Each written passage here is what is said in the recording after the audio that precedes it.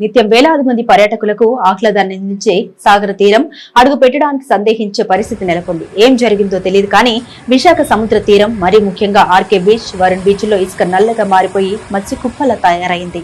ఉక్కు నగరానికి మణిహారంగా వెలుగొండే సముద్ర తీరం ఇలా అకాల విహీనంగా నల్లబారిపోవడానికి అసలు కారణాలేంటి? బీచ్ హఠాత్తుగా ఎందుకిలా నల్లగా మారిపోయింది? భయంకరంగా మారిన విశాఖ తీరానికి మున్పటి శోభ మళ్లీ వస్తుందా? సిటీ ఆఫ్ డెస్టినీగా పేరొందిన సాగర నగరం పర్యాటకులతో తిరిగి కలకల్లాడే అవకాశం ఉంది.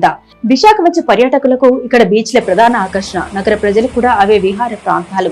ఉదయపు నడకతో ప్రారంభించి సాయంత్రం అలల సవర్ని ఆస్వాదిస్తూ సేద తీరం వరకు విశాఖ ప్రజల జీవన ప్రయాణం సముద్ర తీరంతో ముడిపడి ఉంటుంది. అయితే అటువంటి ఆహ్లాదకరమైన సముద్ర తీర ప్రాంతం ఇప్పుడు సేద తీరేందుకు కాదు కదా, అటువైపు వెళ్లేందుకు కూడా పనికి రాకుండా తయారైంది. బంగారంలో మెరిసే తీరంలోని ఇసుక మసి బొగ్గులో మారిపోయింది. ఉవ్వెత్తున ఎగిసిపడే సముద్రపు అలలతో ఉత్సాహంతో ఉరకలేసే సందర్శకుల కేటింతలతో సందడిగా ఉండే విశాఖ బీచ్లకు అసలు ఈ దుస్థితి ఎందుకు వచ్చింది?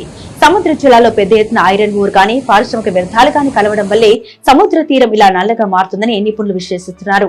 సమీప ప్రాంతాల్లోని పరిశ్రమల నుండి ఈ ఖనిజ అవశేషాలు సముద్ర జలాల్లోకి వచ్చి కలిసి ఉండొచ్చని వారు పేర్కొన్నారు. సముద్రంలో కలిసి డ్రైనేజీ నీటిని శుద్ధి చేస్తే ఈ పరిస్థితి నివారించవచ్చని వారు సూచిస్తున్నారు. నల్లగా మారిన సముద్ర తీరం తిరిగి సాధారణ స్థితికి రావడానికి ఎంత సమయం పట్టొచ్చనేది ఖచ్చితంగా చెప్పలేమని వారు తెలిపారు.